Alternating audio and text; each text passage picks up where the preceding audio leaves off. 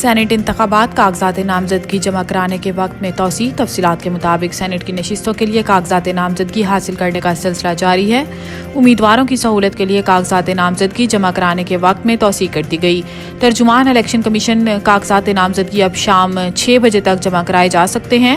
Saint election کے لیے کاغذات نامزدگی فارم انگلش اور اردو دونوں زبانوں میں موجود ہیں۔ 9 صفحات پر مشتمل کاغذات نامزدگی فارم کی قیمت 100 روپے ہے۔ سینٹ کی کسی بھی کیٹیگری کی نشست کے لیے 20,000 روپے فیس ہے۔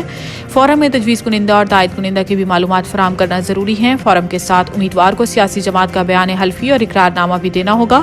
کاغذات نامزدگی فارم میں امیدوار کی جانب سے ختم نبوت کا حلف نامہ بھی شامل ہے۔ امیدواروں کو اپنے بینک اکاؤنٹ اور اہل خانہ کے اثاثوں کی تفصیلات بھی دینا ہوں گی۔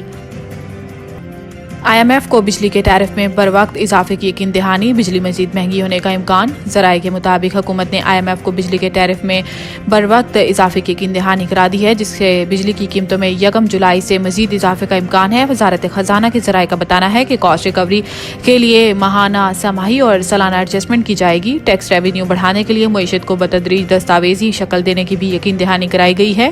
ذرائع کے مطابق IMF نے BISP کے تحت مستحقین کا تحفظ یقینی بنانے پر زور دیا اور حکومت کی جانب سے BISP مستحقین کی تعداد جون تک مزید بڑھانے کی یقین دہانی کرائی گئی ہے۔ ذرائع کا کہنا ہے کہ معاشی استحکام کے تسلسل کے لیے ضروری اصلاحات جاری رکھنے پر زور دیا گیا ہے اور IMF نے سخت monetary policy, market based exchange rate کی پالیسی برقرار رکھنے کا مطالبہ کیا ہے۔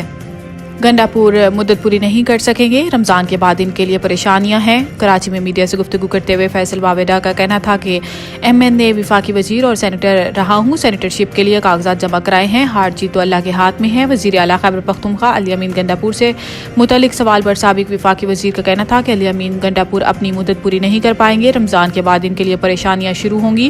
ان کا کہنا تھا کہ 9 مئی کے واقعات کے حوالے سے آئینی ترمیم یا آرمی ایکٹ میں جس چیز کی ضرورت ہے وہ ہونی چاہیے اور وہ ہوگی۔ 9 مئی کے واقعات میں ملوث کسی بھی شخص کے لیے رعایت نہیں۔ بانی PTI سے متعلق سوال پر فیصل واویڈا کا کہنا تھا کہ موجودہ صورتحال میں بانی PTI چاند پر حکومت بنائے تو بہتر ہے۔ بانی PTI کو میں نے سمجھایا لیکن ان کو سمجھ نہیں آیا، انہیں اب بھی سمجھ نہیں آ رہا۔ اگر وہ میری بات سمجھ جاتے تو آج اس صورتحال نہ ہوتی۔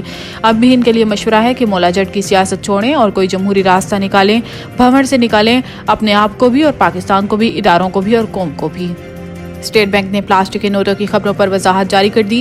اسٹیٹ بینک کی جانب سے جاری اعلامیے میں پلاسٹک کے نوٹ جاری کرنے کی خبروں کی تردید کر دی گئی ہے۔ اسٹیٹ بینک حکام نے گزشتہ چند روز سے سوشل میڈیا پر چلنے والے نئے پولیمر نوٹ پلاسٹک نوٹ جاری کرنے کی خبروں کو بے بنیاد قرار دے دیا اور کہا ہے کہ نوٹوں کو پولیمر کرنے کا کوئی منصوبہ یا تجویز زیر غور نہیں۔ واضح رہے کہ گزشتہ روز جعلی کرنسی کی روک تھام کے لیے نئے پلاسٹک نوٹ جاری کرنے اور اس حوالے سے IMF وفد کو بریفنگ دینے کی خبریں سامنے آئی تھیں۔